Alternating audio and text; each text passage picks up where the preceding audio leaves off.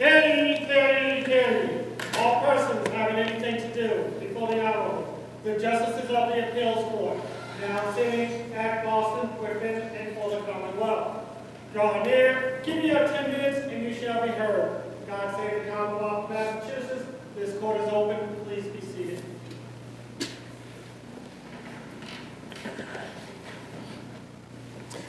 Good morning and welcome to the Massachusetts Appeals Court on this Wednesday, April 2nd, 2025.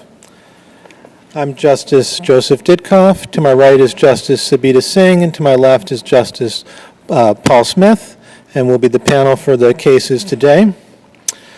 In the Massachusetts Appeals Court, you get 15 minutes each side. We have a little clock there that will count down the time. When you've got 90 seconds left, it'll turn to yellow. When you run out of time, it will turn to red and we'll start counting up. If it's red, that's how much you're over, not how much time you have left. Once it turns red, you can finish your sentence, but please don't say anything else unless you're answering questions from one of the judges, in which case please do continue your answer and finish your answer. I assure you we have read the briefs. We have looked through the record, we're familiar with the cases, and you'd be best served by jumping right into your argument and not giving us the background. All right, with all that having been said, I'll call our first case today, number 24P231, Commonwealth versus Libert. Counselor, whenever you're ready. Good morning, and may it please the court. Jill Tessier on behalf of Mr. Michael Libert.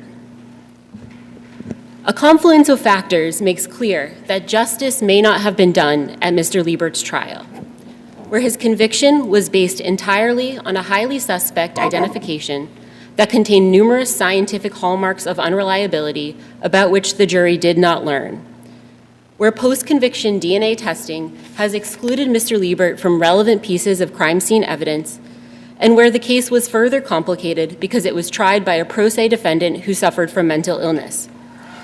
It would be easy to get hung up on the procedural barriers to relief in this case and to get lost in the weeds of each individual claim. But Rule 30B allows a court to grant a new trial at any time if it appears that justice may not have been done, even if the issues do not fit perfectly within an individual bucket. And this is well established by a line of cases that starts with Commonwealth versus Brescia in 2015. In Brescia, where the SJC rejected the defendant's constitutional and ineffective assistance of counsel claims, they said that it was appropriate to grant a new trial where it was clear that justice may not have been done due to an undetected stroke that the defendant suffered during his testimony, which could have affected his reliability with the jury. This case also presents some unique circumstances. Starting with the identification issue, Mr. Libert's case was litigated literally as the legal landscape surrounding eyewitness identification was rapidly changing. So for example, Mr. Libert was arrested and arraigned on the case in the fall of 2012. This was almost a year before the report to the justices on eyewitness identification issue. That issued in October of 2013.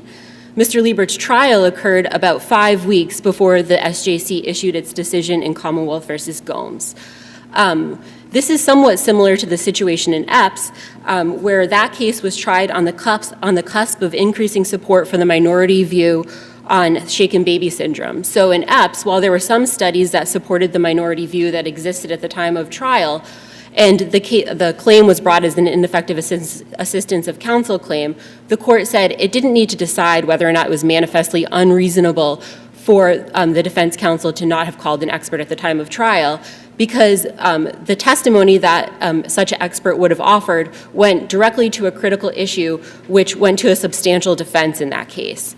Here, the issue of eyewitness identification goes directly to a substantial defense in this case, where the sole evidence, the linchpin of the Commonwealth's case, was the identification of Mr. Libert. What's the new case after trial that makes it easier to get an expert on eyewitness identification testimony admitted?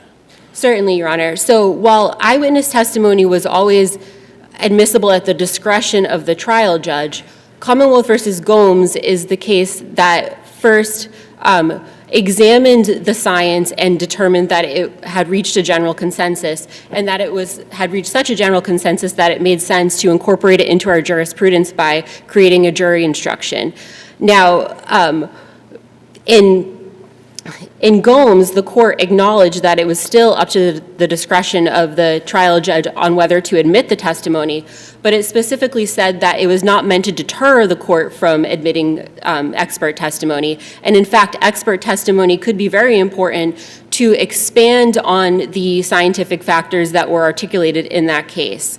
And I think it's especially important where the entire evidence of guilt rests solely on an eyewitness identification.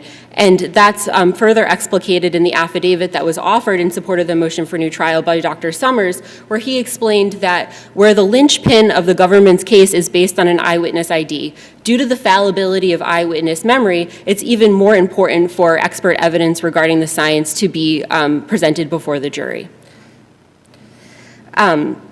So it's not difficult to imagine how much different this trial would have been if the jury had heard testimony from an expert or scientific evidence regarding the reliability of eyewitness memory. So at trial, what the jury heard was that Ms. White said she was 100% certain about her identification, and that in identifying Mr. Libert 5 weeks after the incident through a photo array, she had a very big, dramatic, emotional reaction to seeing his photograph. And she said that she would, quote, never forget that face. Although immediately after the incident, she was unable to provide any kind of description of her assailant's face or even give an estimated age range of her assailant to first responders. And indeed, when first asked at trial, she was unable to provide any description of her assailant's face, and told the jury that she, quote, did not remember a whole hell of a lot. But even if the jury considered that evidence on its face without expert testimony, by convicting Mr. Libert, they had to give a lot of weight to her certainty, to her expressed certainty in her identification. Now, before we continue, Counsel, remind me from the record, was there evidence presented or was it not presented that there might have been a discrepancy between the height that she identified and the defendant as well as the ethnicity? So Mr. Libert attempted to present that at trial. He attempted to elicit that Ms. White, and I think he did get out that Ms. White was around 5'11", and that he was much shorter, I think around 5'6", 5'7". There was an attempt to introduce evidence that there was a news report that the captain of the Chicopee Police Department appeared on the local news and said that they were looking for a Hispanic male. He summoned in the reporters that were associated with those reports, and they essentially testified that they had no memory of that. And he also summoned in the chief of police, who said he had no memory of that. So it wasn't a very effective strategy in terms of combating the reliability of the identification.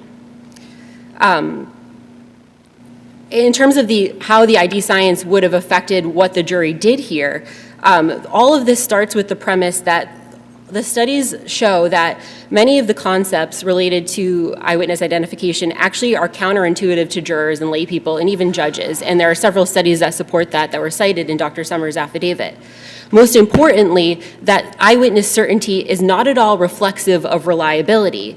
And are you saying that the witness testimony may have been excluded?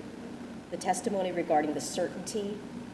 No, Your Honor. I think she'd be permitted to testify about her level of certainty, but if the jury had been able to consider that in the context of what that means regarding the science and how eyewitnesses can genuinely believe that they've identified the correct person and do so completely innocently without any sort of malice, they can still be wrong, and that there are several scientific studies that support that premise. And in this situation, there were numerous estimator variables that existed at the time of the incident which would have gone directly towards Ms. White's ability to accurately encode and store a memory of her assailant's face. So when the assailant first entered the establishment where she was working, her back was to him. She was focused on drinking her coffee and scratching a scratch ticket. She said when she heard someone come out of the bathroom, she didn't even turn to look, and the next thing she knew, she was being struck in the head with a hatchet. There was a struggle between the two, and she woke up later after losing consciousness in a pool of blood.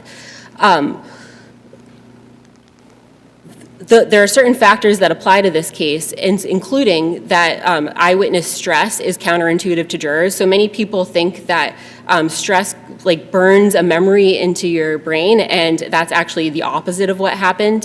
The fact that she suffered a head injury and lost consciousness would have also been relevant, and an expert would have been able to explain how that may have been relevant to her ability to perceive and accurately store and recall a memory of her assailant's face.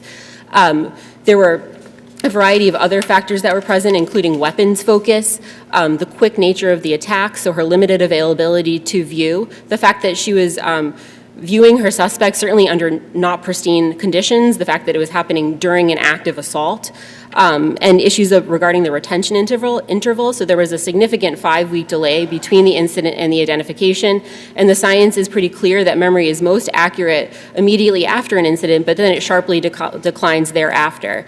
Additionally, there was the administration of multiple different identification procedures before the final 5th administration of the non-blind photo array in which she identified Mr. Libert.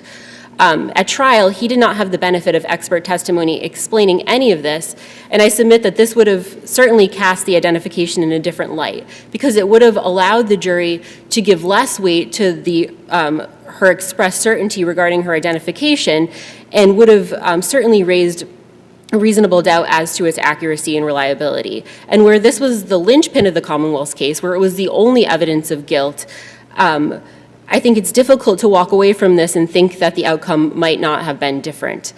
But where the motion judge denied the motion for a new trial without an evidentiary hearing, the real question for this court is whether or not Mr. Libert raised a substantial issue in his motion for a new trial. And I'd suggest— Isn't the question really, what really could have been done at an evidentiary hearing that couldn't have been done on the papers? Sure. So an evidentiary hearing would have allowed the court to hear from an eyewitness identification expert and also from DNA analysts and experts that conducted the post-conviction DNA testing. So sort of taking those as they are, I'd point the court to the case of Commonwealth versus Tompkins. Let's talk about the DNA. You said at the beginning that the DNA evidence showed that his DNA wasn't on other items, but I read the Bode technology report, and it says the cigarette butt matches Roger Benoit, the bloodstain matches the victim, bottle E6 matches the victim, sneaker matches the victim, bottle E8 has the victim, and the defendant isn't the victim, is excluded from that major, but no conclusions about the minor. E10 matches the victim, bottle E11 matches the victim, and again, the defendant is excluded from being the victim, and there's a minor one with no conclusion. So what am I missing about the result? It seems like all it says, except for the Benoit thing, is that the victim's on it and you can't tell whether the defendant's on it or not. Sure. So with regards to the 2 bottles that he was excluded as the major profile, and the major profile was the victim's profile, correct, right? Yes. So that's just that he was excluded from being the victim. He was. So what that would have done, so those bottles are directly related to Ms. White's description of the attack. So after she's struck with the hatchet, she says she falls to the ground, that she grabbed one of the bottles and tried to make contact with her assailant. She was unsure whether or not she did, but the next thing she knew, she was being hit in the face with a bottle. So there are 3 bottles found on the floor. 2 of the bottles he's excluded as the major contributor. Admittedly, Ms. White is included as the major contributor, but his DNA is not found on those at all. With regards to the other pieces of evidence that are sort of in the general vicinity of the area of the attack, including the broken glass and the 3rd bottle, those results were inconclusive as to the minor profiles. So that would have presented the case in an entirely different light from the way that it was presented at trial. How is it different? I thought at trial the evidence was you had the victim's blood and you couldn't tell who the other contributor was, and it seems like Bode says that's true of all the other evidence as well. It's got the victim's blood and you can't tell who's the minor. Isn't that exactly what they heard at trial? It is a bit different because of the way the Commonwealth characterized the evidence at trial. So at trial, the only thing that was tested at the time of trial was the hatchet. None of the other evidence was tested at the time of trial.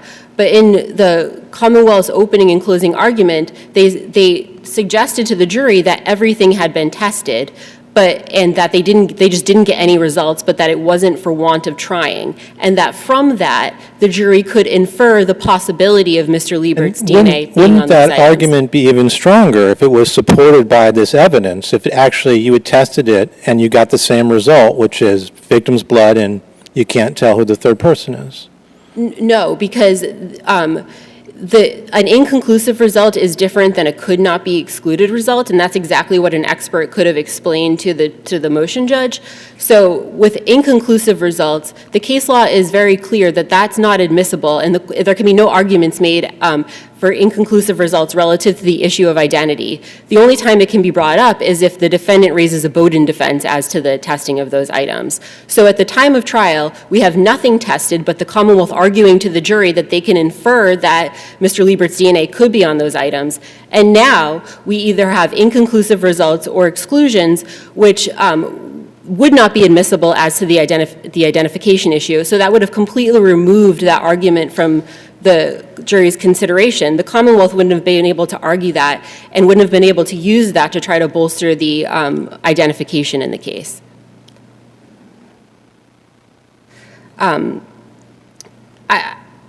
I'm happy to answer additional questions about the DNA, but in terms of why an evidentiary hearing is necessary, I just want to point the court to the case of Commonwealth versus Tompkins, where a panel of this court determined that where a defendant had presented an affidavit of an expert pathologist and a blood spatter expert, and the pathologist's affidavit went directly to the issue of whether or not the defendant was the driver of a vehicle in a motor vehicle crash that killed 2 people. The court said that where that went to a critical issue, it was error for the court to deny the motion for new trial without a hearing, because if the facts averred in the pathologist's affidavit were true, it would have gone directly to this critical issue of who was driving the vehicle.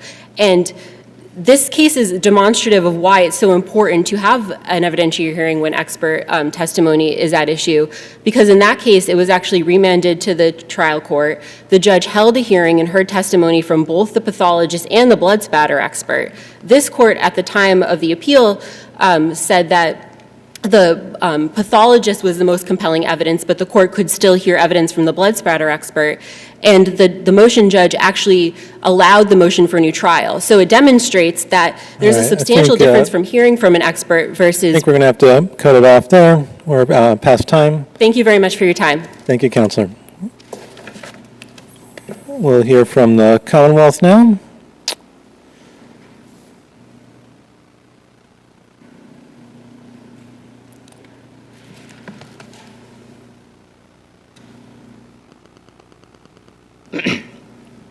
Good morning. May it please the court. ADA William Joyce on behalf of the Commonwealth. The Commonwealth is asking this court to find that the motion judge did not abuse his discretion in denying the motion for new trial without an evidentiary hearing. Specifically, regards to the eyewitness identification science. The defendant treats newly discovered and newly available evidence as interchangeable, and while they're analyzed under the same standard, there are different definitions for each. Now, we have the benefit of Gaines, which suggests that eyewitness ID science developments should be treated as newly discovered as opposed to newly available, excuse me. Here, the motion judge did not abuse his discretion in denying the motion without a hearing because the defendant has not identified what it was he was actually deprived of, and there's no indication that an evidentiary hearing was necessary to solve that matter based upon the defendant's showing. Sure, the defendant didn't have the benefit of the Gomes instructions, given that his case was about a month before Gomes, but Gomes also says those instructions aren't applied retroactively. I don't understand. Your friend seems to be saying what the defendant was deprived of was this expert testimony about eyewitness identification science. Well, I would argue that he was not deprived of that. Again, at the time, as it is now, the admission of an expert on identification science is discretionary up to the judge.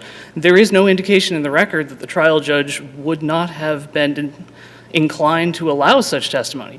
There's no evidence that the defendant attempted to locate such an expert. yes, he's pro se, so maybe he didn't have all of the tools, but he was warned consistently, you are not a lawyer, you need standby counsel to help you with these concerns. And every time his response was, no, I want to do it by myself, I want to go it alone. That being said, the defendant also wasn't a shrinking violet. He knew how he wanted to defend his case. He knew that when it came to DNA, he needed help, he needed the assistance of standby counsel, so he went and asked the court, he was given a standby counsel to obtain an expert on DNA, suggesting that he was perfectly capable of looking into these matters. Additionally, this case was a month before Gomes. It would be a little disingenuous to say that Gomes suddenly made this an issue, suddenly brought this to everyone's consciousness, given that about a year or so before, there was the SJC study report on eyewitness ID that suggested that, hey, maybe we should start doing something about this, maybe start modifying instructions.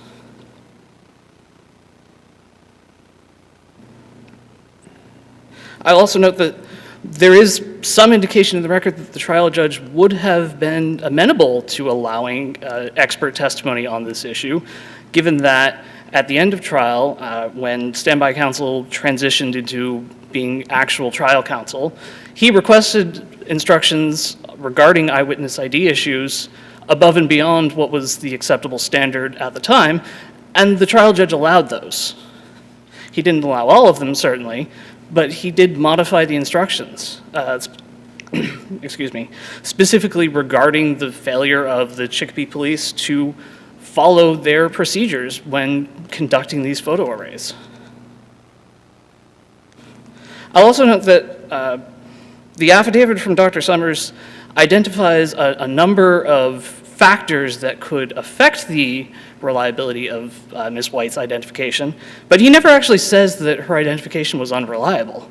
He just says, well, these are factors that it would have been useful for the jury maybe to hear, but he never says that her idea is garbage. Additionally, the defendant did attack her identification at trial. He attacked the procedures the police used when showing her the various photo arrays. He attacked the inconsistent description.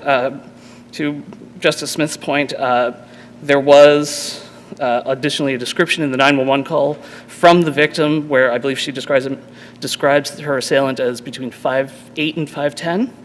That call was played for the jury. And to Justice Ditkoff's question of what case after trial makes it easier to call an expert on this issue, well, there isn't a case. Gomes might make a trial judge more aware of these issues, more cognizant, might make defense counsel more cognizant of the need, but it doesn't affect the admissibility. It's all case specific.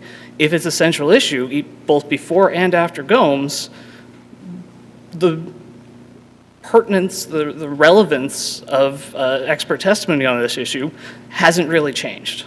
Let me ask you about the potential influence on a jury. Certainly. This case is not the strongest case I've seen. In fact, it could be considered very thin. You have a woman who makes an ID based on a man walking in, asked to use the restroom. We all know the facts. And the next time she sees him, she's on the ground after taking a blow to the head from a hatchet. And one could maybe infer her attention was on the hatchet and not the person who was holding the hatchet. So this was a very traumatic event. Might an expert in detail testifying as to the vulnerabilities of such an identification have influenced a jury where there's really no other evidence? Potentially. I hesitate to say definitively, given that now we do have additional evidence suggesting that her identification was correct with the post-conviction testing of the hatchet, which suggests that the defendant's DNA is on that hatchet. And if there was any sort of retrial, the Commonwealth would introduce that as supporting the reliability and the accuracy of her identification. I'll also note that there was well, the question isn't influencing a future jury, is it? I mean, I understand. I'm saying that we have some indication that the identification now was correct, and while at trial, perhaps the evidence wasn't as strong as it is now. I'm trying to figure out the way to phrase it correctly. My apologies.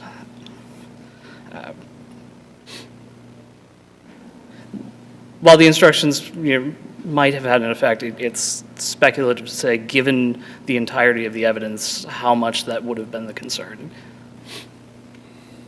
Can I just follow up with Certainly. your view on the value of an evidentiary hearing in this case, given what we've been discussing, the nature of the case, the identification, the DNA, what about the Tompkins case regarding the critical nature of the eyewitness identification of the expert? Well, the eyewitness identification certainly is a central component of the Commonwealth's case.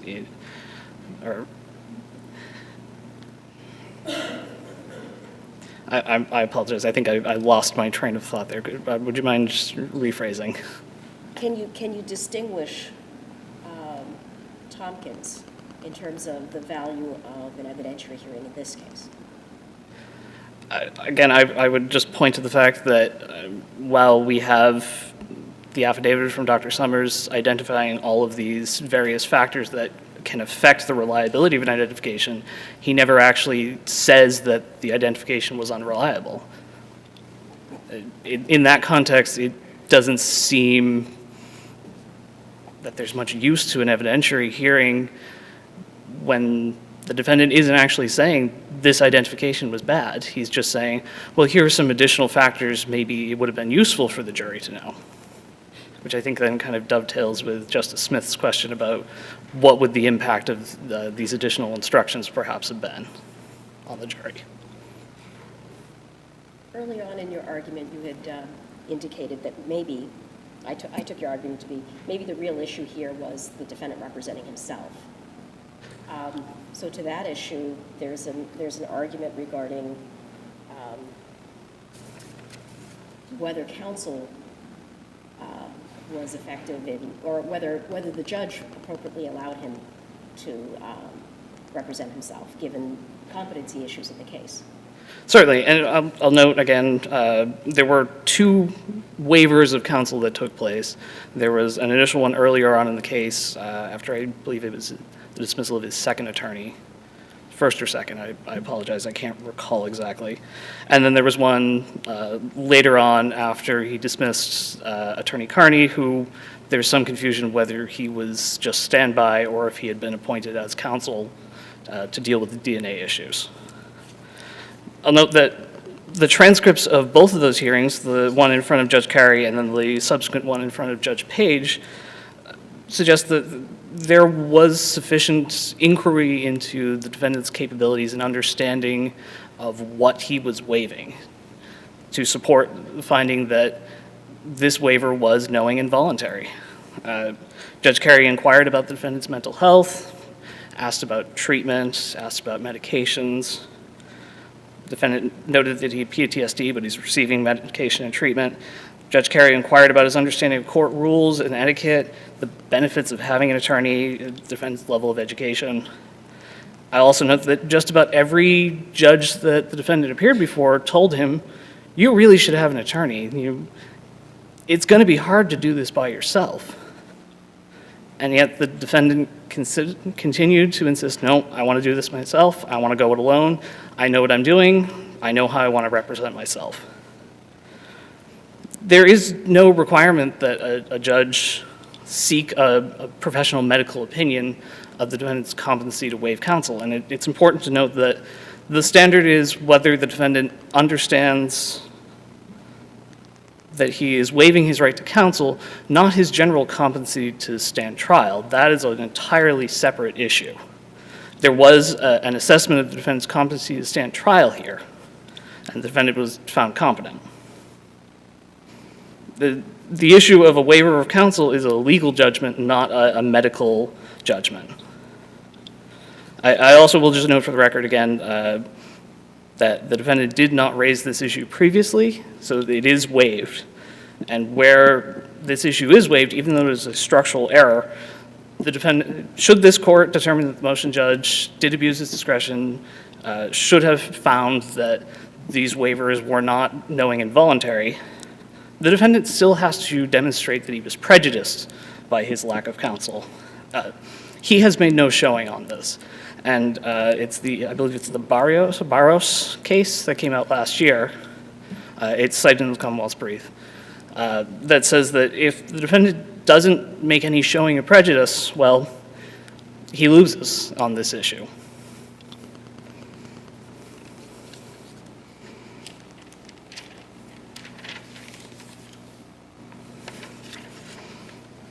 I just want to briefly address the DNA issues, seeing as how I'm close to running out of time.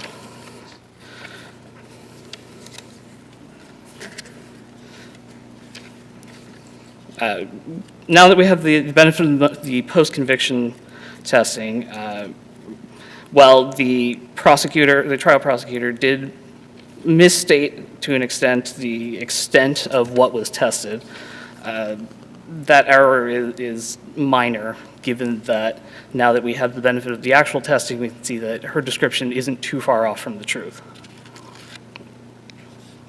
While the defendant was excluded from a number of items, hairs from the countertop, the cigarette butt, a swab of a red-brown stain, some pieces of glass, his own sneakers, the victim's sneakers, and some more pieces of glass and a bottle. There were a number of other items that either... So where do you get that from? This is from the Bodie-Selmark report. That's not what I saw in that report.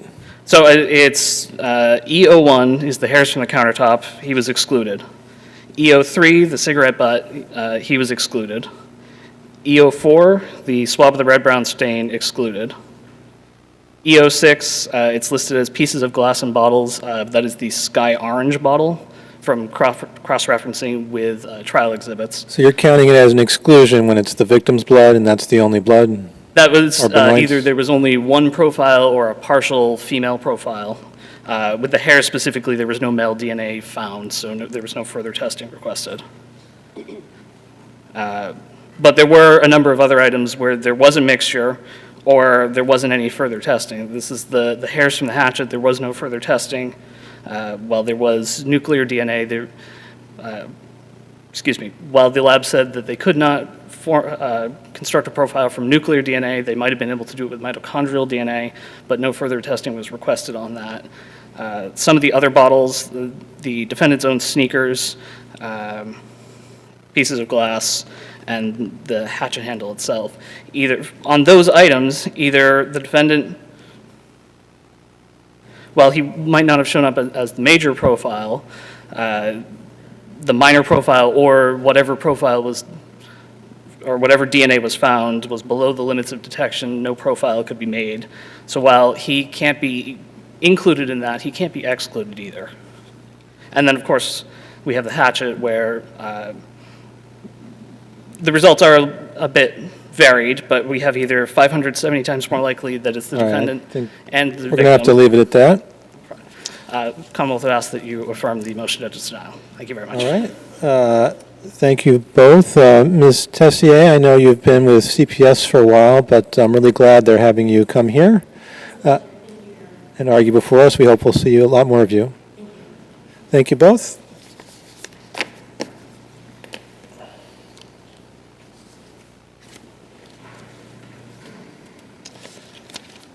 Move on to the second case, number 24P441, Commonwealth versus Sherazi.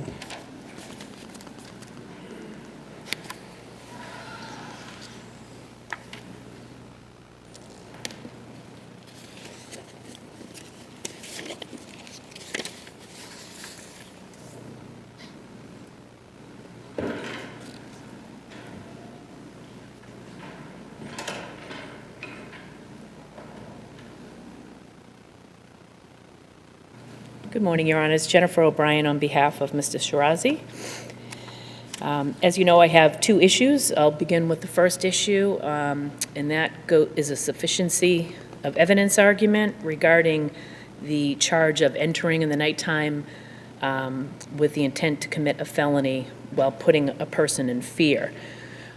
The Commonwealth in this case did not prove element 3, which is that the defendant entered the victim's apartment with the intent to commit a felony. Felonious intent must be present at the time of the entering, and the defendant acknowledges that in the absence of evidence to the contrary, when a person enters a building or a home of someone else in the middle of the night, it can ordinarily be presumed that the person is there to steal. However, in this case, there was evidence that specifically rebutted that. So the burden fell back upon the Commonwealth. Here, Yeah, what was yes. the specific evidence So the evidence that rebutted it? The default. Okay, well, there was evidence, from the victims that the defendant just essentially, walked in, they were confused by his presence, they didn't know him. His purpose there really served no point. He walked into their bedroom and said, "You called me, right? I'm here, you called me." And they told him repeatedly that they didn't know him, they wanted him to leave. But he just stood there staring. So they were confused by the entire thing.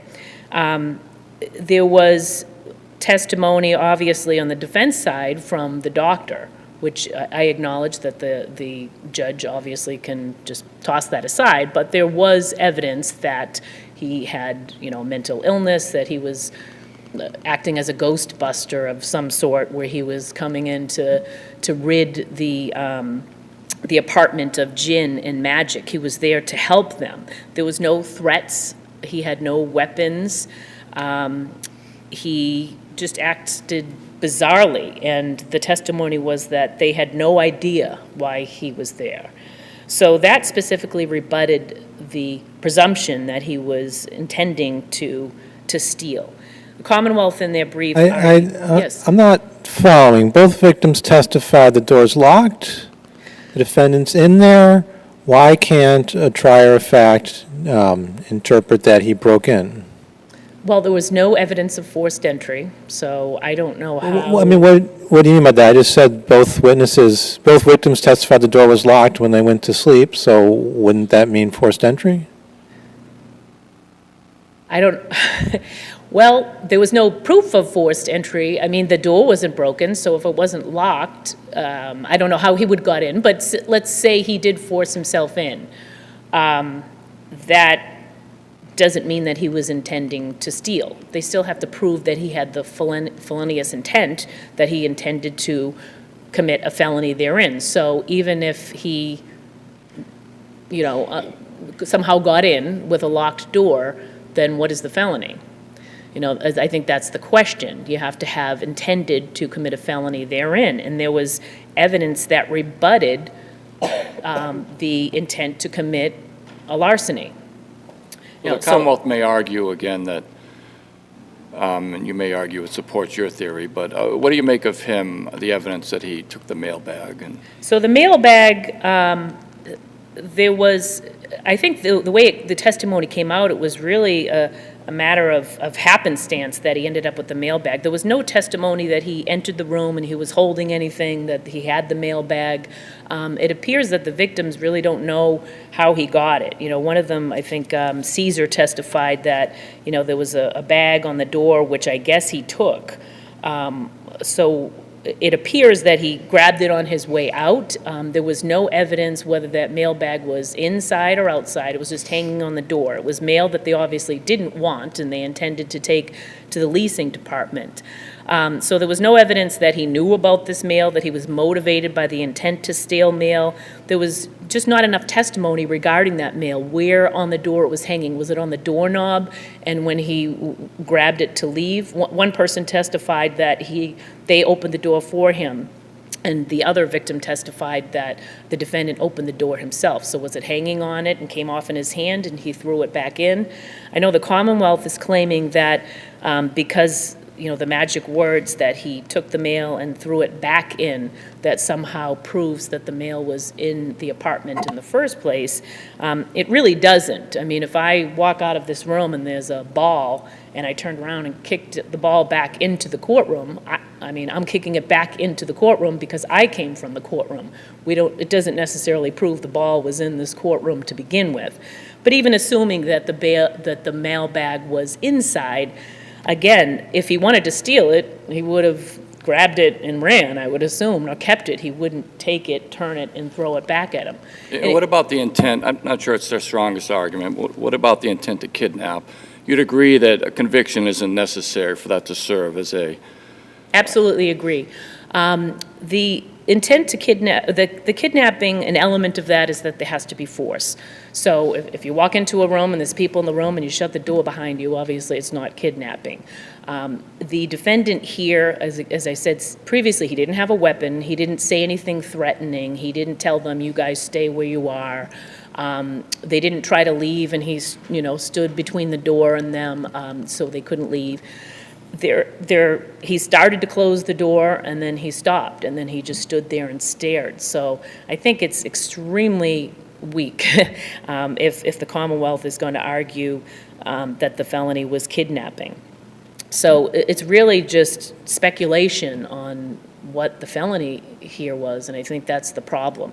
The Commonwealth cited Commonwealth versus Maya, I don't know if I'm pronouncing it right, but where the defendant climbed in the victim's window, pushed the screen open, opened the window, and appeared in the kitchen and was caught and said, oh, I thought this was my girlfriend's apartment.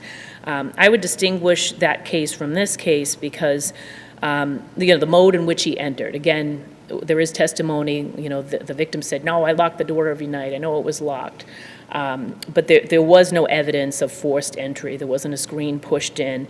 And in that case, the defendant had made numerous threats after the fact, telling them, hey, don't you dare call the police, or, that shows that that what he was saying was a lie. Here, there was really no evidence that the defendant was malingering. So, Did you have to open the door to get into the bedroom? Do you remember specific? I believe the door was open. Yes. They had a child in another room, so there was no testimony that the door was open. He just appeared and then started to close the door.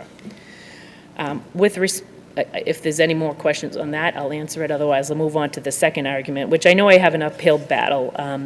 It appears that there's really no case on point where the Commonwealth, where the court has overturned a case based on sufficiency of evidence because of a lack of criminal responsibility. It appears that the cases, that I cited, and specifically the Cullen case on footnote 4, that what can happen is that the defendant could file a motion for new trial based on the weight of the evidence versus sufficiency, and that justice was not done, like a Rule 30 motion. I'm proceeding here, obviously, on the That'd be pretty tough after a bench trial. Exactly. You could see why that wasn't my first choice. Here, as I stated before, the judge was certainly free to take the testimony of the doctor and throw it in the trash. So I won't even argue, obviously there was evidence of the McCool factors with respect to the doctor, but even if we take that testimony and throw it aside, the Commonwealth still did not prove sanity. I mean, they don't have to have an expert, but they proceed at their own peril when they don't have an expert to rebut the defendant's expert. Here, the only two things which I think probably is strongest for the Commonwealth, which I'll address, regarding the defendant's ability to appreciate the wrongfulness of his conduct, are the fact that he left while the victim was on the phone with 911, and that outside he told the police when they came that he was a Lyft driver.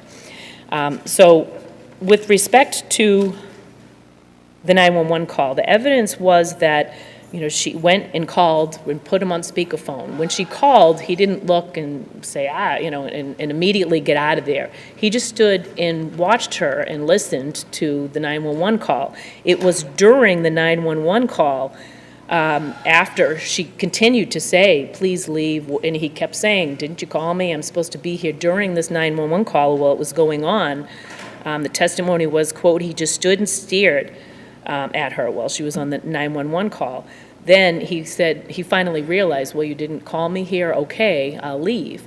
And as he was leaving, he didn't run out of the apartment. He slowly dragged his feet. The testimony was, it looked like he wasn't even listening to them. He was speaking in a different language, and that he really didn't even want to leave. And even after he walked out of the apartment, he just stood there so long that they actually took a picture of him standing there. They followed him out, and he didn't get in his car and drive away. So there was really no flight. He went into his car, and he sat there with the emergency lights on and waited for the police to come. So I don't think that argument with the Commonwealth is strong enough. With respect to the lie about him dropping somebody off, being a Lyft driver, the doctor did have in his report that he was a Lyft driver. You know, that's what he did for a living. But if he's in this delusional state there, and he thinks that the police are jinns and he's there to rid them of their magic, he's certainly not going to tell the police what he's doing. So the lie does make sense with what the delusion is that he was experiencing. It falls right in line with that. And again, the evidence, you know, without the doctor from the police, you know, where he's saying, shoot me and your shoes aren't real, this isn't a real police station, you know, going back and forth, just not even making sense, that he was all over the place was the testimony. In addition to the testimony from the victims, it's really, you know, obviously the judge found, for some reason, we don't know, he didn't state on the record why he found the defendant guilty of 2 counts, but the evidence points to the opposite, and I would argue that the Commonwealth has not sustained its burden of proof. Any additional questions? Well, I hesitate to ask, but I have to ask, why not challenge the witness intimidation sufficiency? Well, I did challenge it in as far as him being, you know, sane versus criminal responsibility. When I looked at the statute, I think he was overcharged, quite honestly. It should have been a threats charge. I think they really stuck it to him with these charges, with kidnapping and witness intimidation. That's a felony versus just a threat to commit a crime. But when you look at the statute, I mean, he is a person, you know, that if you intimidate, that is involved in a case, it does specifically say that police officer is one of the people that you can intimidate under the statute. But I do, personally, I think it's overcharged, and I looked at that, but I didn't think it was a viable argument. With that, I'll rest on my brief. Thank you. Thank you, Counselor. We'll hear from the Commonwealth now. Good morning. My name is Emily Walsh. I'm an Assistant District Attorney from Middlesex on behalf of the Commonwealth. The motion for required finding was properly denied because the Commonwealth presented evidence of intent to commit both kidnapping and larceny, and either felony could support the conviction here. The evidence showed an intent to kidnap, where the defendant entered the victim's bedrooms, blocking the door and refusing to leave. With regard to the claim that he was not motivated by the 911 call, I would suggest that's contrary to the record. On page 52 of the transcript, the victim testified, so in the beginning, he wasn't listening. I said that multiple times. He did not want to leave. He was, in fact, trying to close the door on purpose. I had called 911, and I had 911 on speaker on purpose, so I noticed that once I continued to say that while I was on the phone with 911 and he heard it, he could hear 911 on speaker, that's when he was like, fine, I'll leave. So he did leave because he did not want to be apprehended by police. And that does tend to show that he appreciated, I'm bleeding into the next issue, appreciated the criminality of his conduct. And But as to the intent to kidnap, I mean, there wasn't really evidence that he walked their access, that they were even trying to gain access, right?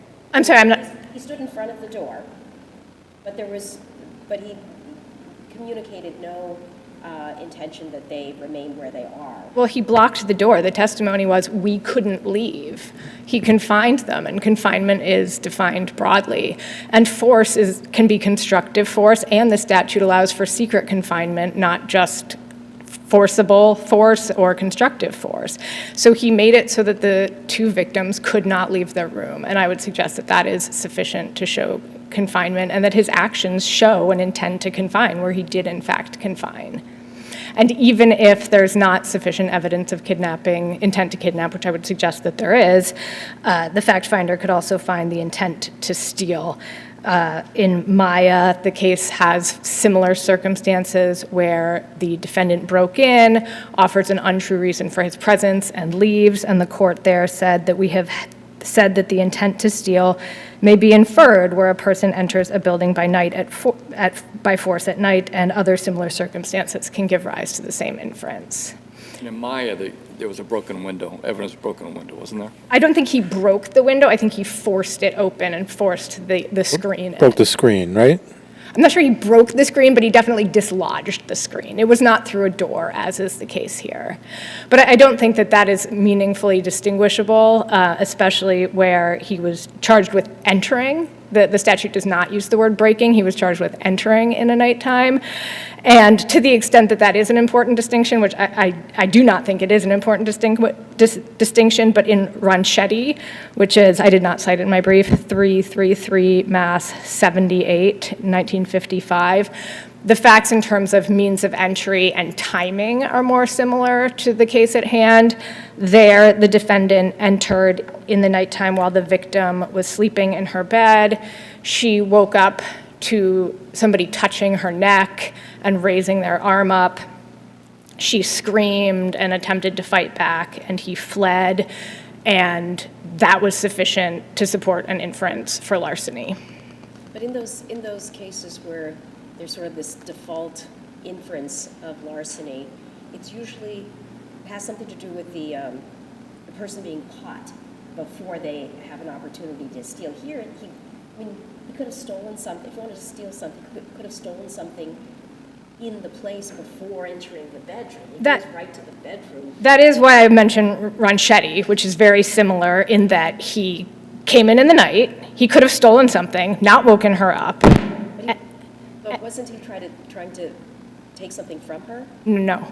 It's very similar facts where he comes into the apartment or house, goes into the bedroom, the victim ends up waking up. The court in Ranchetti said the judge could find that the assault was not premeditated, but was suddenly determined upon when the defendant unexpectedly discovered the woman in the circumstances described. He was not required to conclude that the defendant entered the house with intent to make an assault, but was warranted in finding his intent at that time was to steal. It's very similar in that it is not clear what the motive is, comes into an apartment while somebody is sleeping, confronts the person sleeping, and leaves, and the court found that there was still an intent to steal could be inferred or found. Are there any further questions on the intent issue? Turning to sufficiency, there was sufficient evidence of criminal responsibility based on the defendant's actions during and after the crime. The judge is not obligated to accept the testimony of the defendant's expert. And I know I started with this, but regarding the 911 call, the victims testified that the defendant was in the bedroom for approximately 5 minutes. This was not a fleeting interaction. And then as I read before on page 52, the testimony was that he was not listening to her requests, that screaming requests. She testified that she was scared repeatedly to leave, and he only left when that's when he was like, I'll leave. When he heard the police on speaker, when she repeatedly said, I have 911 on speaker, that shows that he had the substantial capacity to appreciate the criminality of his conduct. And then in addition to that, the untrue information about why he was there given to officers, about that he was there for his job for a lift, and that was not true. If there are no further questions, I'll rest on my brief. All right, thank you, Counselor. I note the Commonwealth requested probation as well. It would have been quite outrageous to ask for jail time in this case under these facts. Thank you both. It's a very interesting case, and we thank you for your assistance.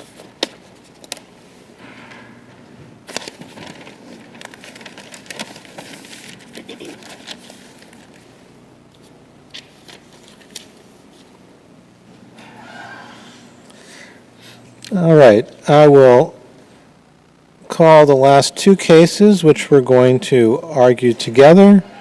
Number 24P601 and 24P803, Jane Doe number 99 versus Cheffy and others.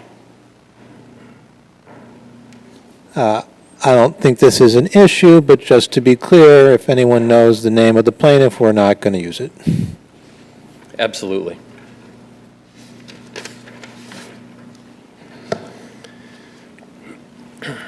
You're going to do 7.5, is that the plan? That's the intention. If possible, I might end up ceding time to my co-counsel if that works out.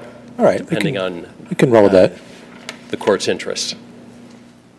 All right, whenever you're ready. Good morning, Justices, and may it please the court. I'm Strephon Treadway for the City of Chelsea. This appeal is the appeal of the City of Chelsea of the dismissal of the District Court, of the Superior Court rather, of motions to dismiss 2 counts against the City of Chelsea. I'll address the question of immunity under the Massachusetts Tort Claims Act, and my co-counsel, P. Christopher, will address the question of prerequisites for a claim for civil rights violations. So at the time the briefs were written in this case, the decision of the Superior Court had been under advisement when this court, or a panel of this court, had issued its decision in Thies versus MBTA. Relying on that decision, the Superior Court, again, found that the language of Section 10J of the Massachusetts Tort Claims Act granting immunity for failures to prevent harm that was not originally caused by the employer or on its behalf could never refer to the act of an employee. Thies being, of course, the situation where an MBT bus driver had violently beaten a potential rider. The briefs, therefore, reflect the state of the law after this court's decision in Thies. We argued that to the extent we're saying that that original cause will never grant immunity if it is an employee, that must be an employee acting on behalf of the employer or within the scope of employment at least. The case law is very clear that sexual assault is never on behalf of the employer. It's never in the course of employment. It never benefits the employer. It's never the purpose for which the employee is hired.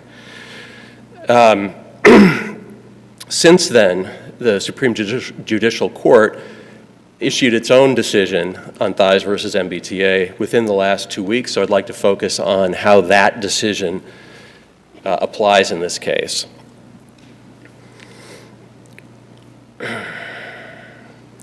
So again, both Thies and this case turn on that interpretation of not originally caused by the employer or somebody acting on behalf of the employer. The SJC in Thies set up a sort of dichotomy between 2 types of original cause, a non-governmental original cause and an original cause that is an on-duty public employee. And I think that language, on duty, strongly implies that our argument that it must be an employee acting within the scope of their employment for it not to constitute, in order for it to constitute an original cause by the employer, is something that the SJC understands is an essential part of this. So for example, in the SJC's decision, the court writes, Thies was not harmed by a non-governmental actor. Instead, Thies' harm was at the hands of the driver, an on-duty public employee. Again, this is an acknowledgement that the scope of employment matters in this situation if we're going to consider whether or not an employee's action constitutes an original cause for purposes of immunity. Again, sexual assault is never within the scope of employment. But is beating up a T passenger in the scope of So interestingly, the trial court actually began to address this question. There is language in the trial court's decision saying that the driver, Smyth, appeared to be motivated at least in part by a desire to stay on schedule. So he was, in the course of driving the bus, he fought with a rider who was trying to board the bus.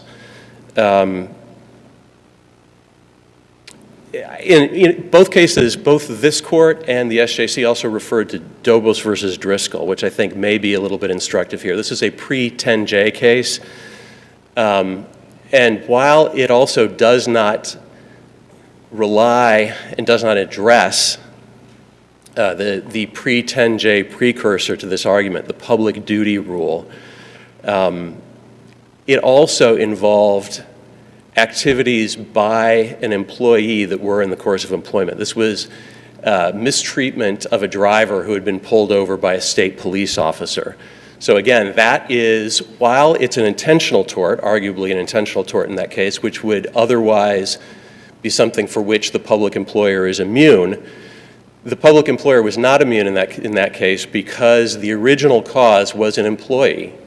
But it was an employee, again, acting within the scope of employment. I'm not aware of other cases where employees acting out of their own personal interests, and again, I can't imagine a more personal interest than sexual assault, has been a situation where the court has said that the public duty rule did not apply. The federal cases certainly are full of examples where sexual assault by school employees of students were dismissed on this basis, where the federal courts applied Massachusetts law, 10J in particular. If there are further questions, if there are questions, I'd be happy to answer them. I see I'm running out of time. The relationship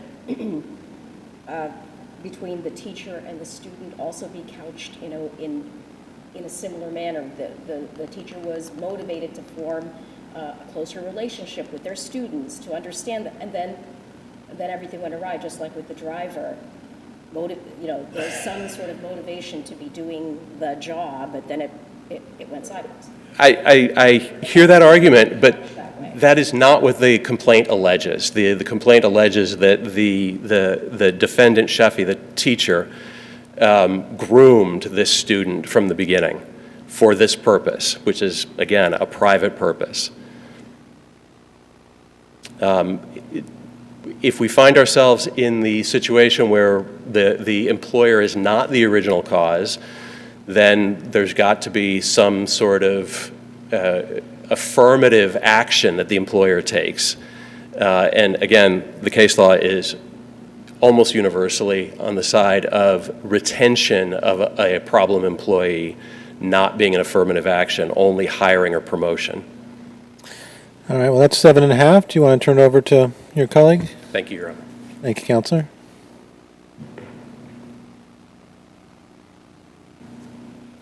Good morning, Justices, and may it please the Court. My name is Peter Christopher for the City of Chelsea, and I'm going to address the MCAD jurisdictional issue. And right off the bat, we think that the statute that the plaintiff has alleged the complaint under 214(1)(c), the plain reading of that suggests that you would need to file an administrative complaint at MCAD. And I think it's important to look at the entire statute when doing this. The first sentence of 214(1)(c) says, provides for the substantive law. Who applies? Who is this going to apply to? And we don't contest the fact that this plaintiff certainly would fall under this definition. What we do, what the argument is about the remedial provisions that follow. And so the second and third sentences of the statute talk about the damages that can be due, and also the procedure through which someone follows. The third sentence specifically says that any such action shall be commenced in the Superior Court within the time allowed by Section 9 of 151B. If you go to 151B, Section 9, it's replete with references to filing of an administrative complaint and going through a procedure at MCAD. And I think it's important to note that this is exactly what the Supreme... What about the next sentence? No claim under this section is also actionable under Chapter 151B or Chapter 151C shall be brought in Superior Court unless a complaint was timely filed with MCAD. Under your interpretation that the third sentence makes everything require MCAD, doesn't that make the fourth sentence superfluous? Sure. So I think if you look at the definition that's referenced in the statute, the present one, 214.1c, you'd look at the definition section in 151c, and you'd find that it says any educational institution shall not. So I do think that the definition would apply to the Chelsea High School, Chelsea Public Schools. And that is why I do believe that that this individual, this plaintiff, would be eligible for relief at MCAD.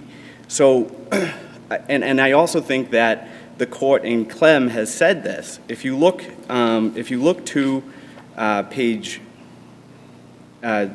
if you look to and it's referenced in the brief, it says that the statute gives students who are sexually harassed in violation of 151C2G access to the remedial provisions of 151B9, and that was a 2006 case.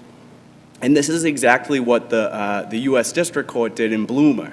So in Bloomer, there's a case where an MCAD complaint was filed outside of 6 months, but inside of 300 days. The 6 months is important because 151C Section 3 has a 6-month time limitation on it. So this is the pre-2002 language that was also included in 151B that said you have to have a complaint in within 6 months. It was never changed in 151C. So what the defendant in that case argued successfully at MCAD was that they don't have jurisdiction over the case because it was outside of the 6 months. But what the plaintiff succeeded on in that case was they said, well, we don't need the 6 months. We have the 300-day one because the statute references 151B Section 9. And so that's exactly the interpretation that we want to, that we think should be employed here. And the reason for that being that this complaint was filed under 214.1c, not 151c. So I think it would naturally go, okay, you file a complaint under 151c, the remedial provisions that should be followed are in Section 3. But this complaint was filed under 214.1c, which the third sentence says you need to follow the remedial provisions in 151B Section 9. And so that's the statutory argument that we have in this case. And a lot of the authority that we see references the fact that Section 3 of 151C3 only applies to vocational students and applicants to an educational institution. But again, this complaint was filed under 214.1c, not 151c. So because the remedial provisions are defined in 214, that's what we should follow. And I also would just like to address that the Morrison decision from the appeals court looms large in a lot of the MCAD decisions, particularly the 2014 one that has been referenced by the appellee, where the argument is because Morrison bound them to say, in the footnote they say that there is an assumption being made that you have redress at Superior Court in the first instance. They feel like that their hands are tied by that. And so I do think that there's a need for clarification on that matter. And very quickly, I would just like to address the legislative intent argument that we put forward in our brief. And I think it's important to look at the fact that even if you were to take the argument that this was purposefully done, that the remedial provisions in 151C3 should apply to only vocational students and applicants to an educational institution, that they're conflicting statements. 151C Section 2 and 3 say two different things. One says any educational institution, and the other one says only vocational students and applicants to an educational institution.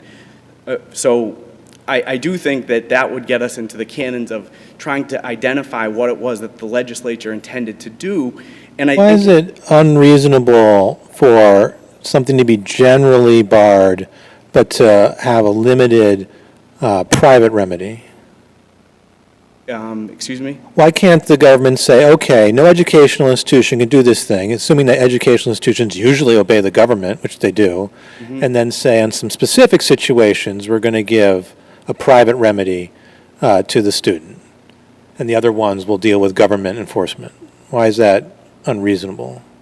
I can't say that I think that it's unreasonable for them to do it. I think that it wouldn't make any sense. And I guess I would say that I think that it was an oversight in that Section 3 wasn't changed and the language in Section 2 was. And I don't think any of the statements that we've presented to the court that were made to subsequent newspapers or any of the reasons why that got them to take action on the issue would suggest that they were trying to do that. And that's why I would think that that would be the most reasonable outcome. All right. Thank you both. Thank you.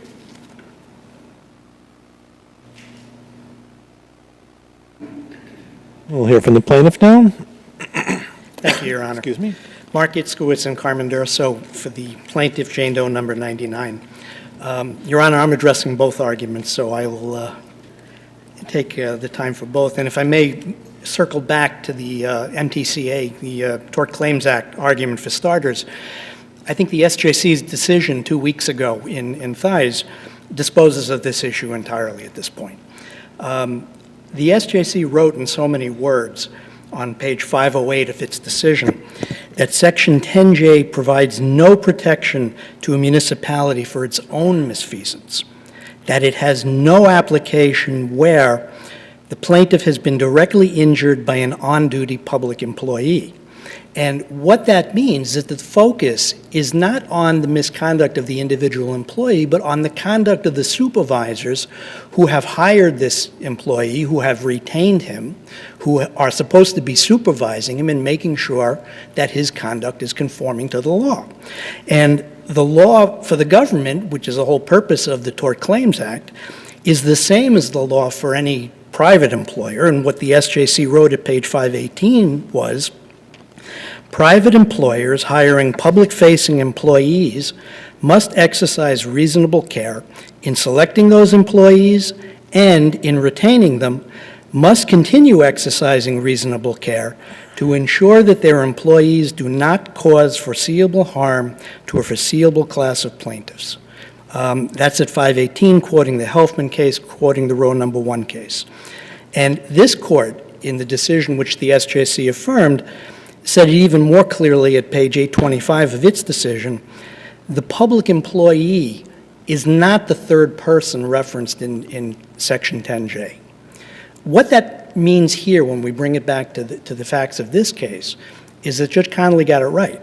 And there's been no challenge to her application of the law. It's a question of whether or not the SJC got it right, and I suggest that they have. I know this isn't really what's before us, but was it Chelsea making that decision, or was BU at the time deciding who? At different points in time, it was one or the other. So Chelsea for, I believe, the first 3 years that she was at Chelsea High School, then I believe BU for the last year, or possibly 2 and 2. But the facts are the same with respect to either in this case. The defendant, Cheffy, was on duty when he groomed and when he abused the student. He, as a teacher and also as an advisor, he was in charge of advising several student organizations, was, as Your Honor suggested, he was supposed to maintain an educational, but close, mentoring, teaching relationship with his students. It went awry, okay? But it went awry over the course of 4 years. This started from her first year in the school and continued for all of the 4 years that she was there.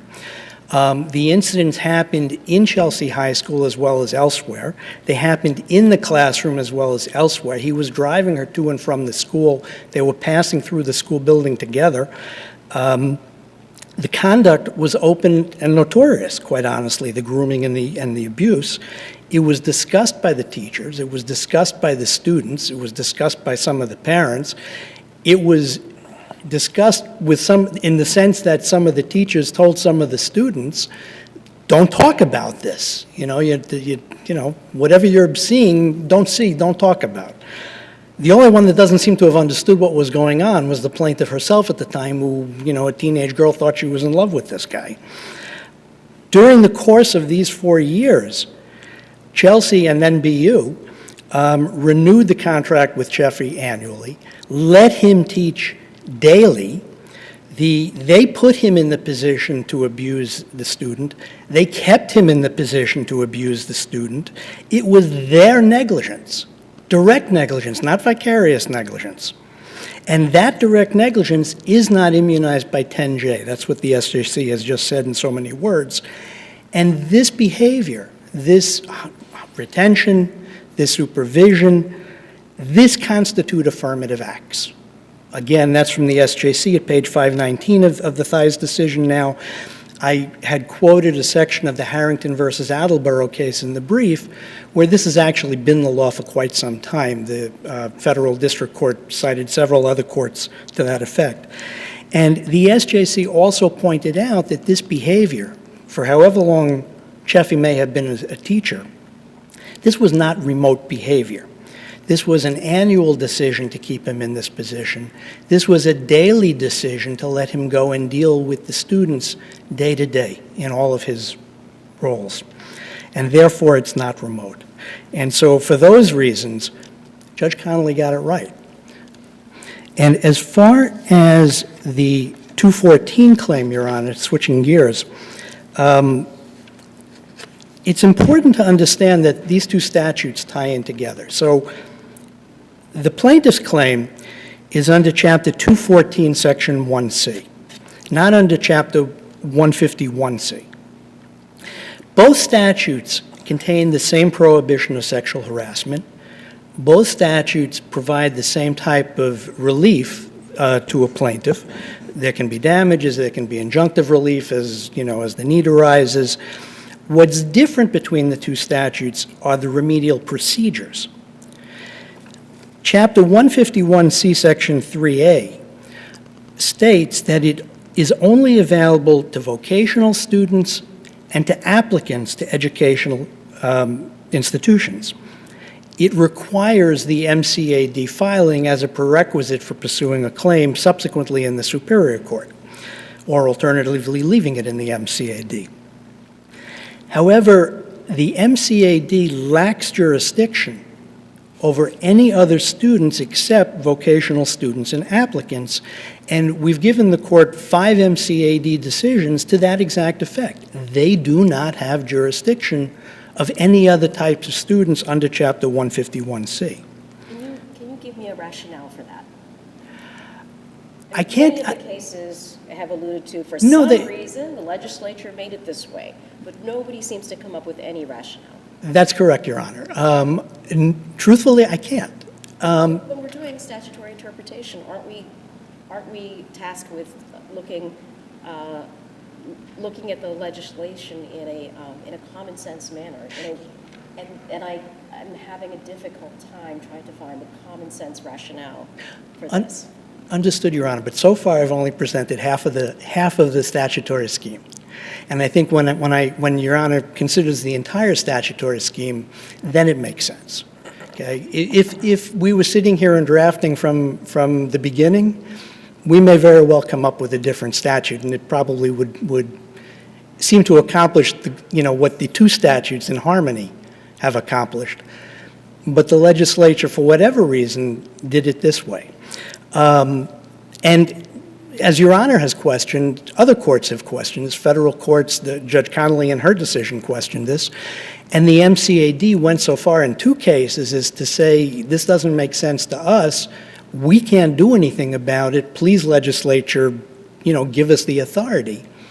But they haven't. And actually, that too is addressed by the SJC's decision in Thies 2 weeks ago. Because what the SJC pointed out towards the very end of its decision was that legislation and the interpretations of that legislation over a body of time work together to establish the law. And so it's not simply that the legislature, when it wrote these statutes back in the 80s and 90s, and the last amendment that Chelsea has been pointing to was the 2002 amendment of Chapter 214, Section 1C, which is now 23 years old.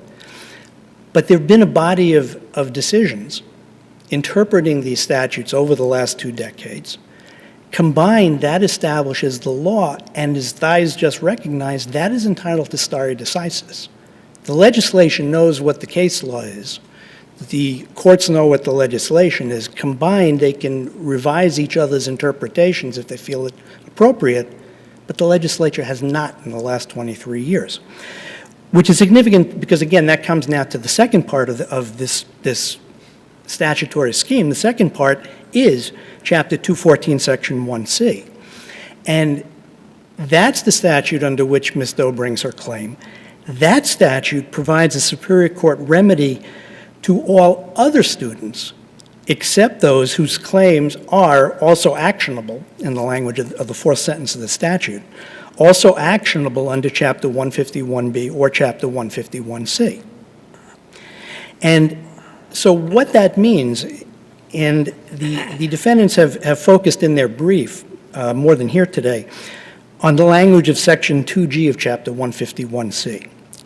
Section 2G states the prohibition. Sexual harassment is prohibited in education. Sexual harassment is defined by Section 1E, I believe it is. Neither of those sections address the relief.